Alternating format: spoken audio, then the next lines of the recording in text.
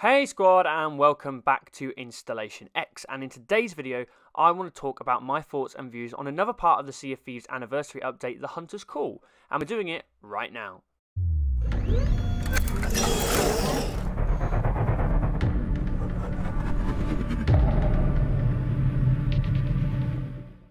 So the Hunter's Call is the new faction introduced into Sea of Thieves, which it revolves around hunting, fishing and cooking. The main change that has been made thanks to the addition of the Hunter's Call is the variety of food items in the game. We now no longer have to solely rely on our trusty bananas. The variety of items include new fruits, fish and meat to gather or hunt for, and to then cook, including new shark, meg, kraken meat that can also be hunted down. There are several layers to the Hunter's Call, as we will start with the main one and probably the most anticipated one, which is the arrival of fishing. Rare has finally introduced fishing into the Sea of Thieves. Players now have a fishing rod and a selection of different baits, which include grubs, earthworms and leeches, to attach and attempt to catch any of the 10 varieties of fish in the game.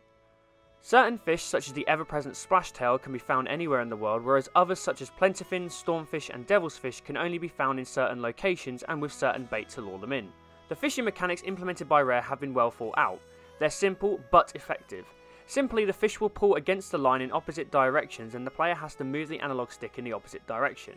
Once the line goes slack, then that's the cue to start reeling in until the fish tries to pull back, and the loop starts again until the player has caught the fish and selected it into its inventory. For me, the whole mechanic of fishing is very enjoyable and is now very useful for filling the time travelling from island to island. You feel like no matter what you may be doing, you are maximising your time in the game to gain gold and reputation. It's also great as you can fish whilst your ship is moving, meaning that there's never a time when you can't fish even from up in the crow's nest or on one of the sails. There is a level of challenge involved with the fishing, however. A mistake will cause you to lose the bite of the fish. Your positioning is also important, as if your line snags on the side of a ship or by the side of a rock, the fish will get loose and swim away. These moments can sometimes be frustrating, but if you get yourself into good habits, these mistakes will be few and far between.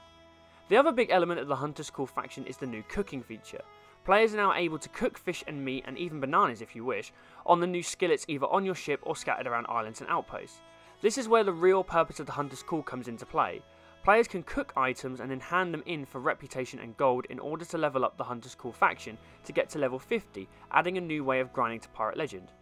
Cooking requires a level of observation that can be learnt pretty quickly to ensure that you are handing in your fish well cooked.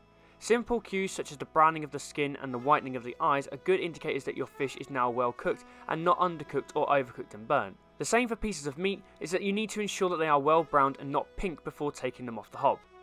These can be sold to different members of Merrick's family scattered at sea posts. Alternatively, you can eat the meat and the fish you have cooked to increase your health and fill the new regeneration meter. Now, the one issue I do have with the Hunter's Call is a distinct lack of gold and reputation you earn for simply handing in fish. This method in itself will take you an almighty grind to get to level 50. Much like some of the other game, people will argue that the game was already quite a grind. So the best approach looks to be deliberately targeting all the cooking commendations and handing in a cheeky mermaid stone to level up at a much faster pace. This also seems to be a deliberate move by Rare to ensure that fishing and cooking is a feature that players use long term instead of just to get to level 50 and then not really bothering anymore. All in all, I'm really enjoying the Hunter's Call faction. It has embedded nicely within the game. It's a new challenge for players who may have already progressed to Pirate Legend and a new option for players to help them on their grind. Time will tell what updates Rare may bring to the feature, possibly a greater variety of food choices, but for me, so far, so good. Well guys, I hope you enjoyed the video. If you did, then please make sure you leave a like, subscribe, comment and share. Also make sure you follow the channel over on Twitter at installation_ix, capital I, capital X. I'm sorry I haven't been uploading as recently as I have. I'm in the process of buying a house, which is incredibly stressful. So unfortunately, my time has been somewhat taken up by other things, but I'm making sure that I'm getting back onto a relative routine of getting a video out every weekend. So for more on Sea of Thieves and for more on everything Xbox, stay tuned to InstallationX. Bye guys.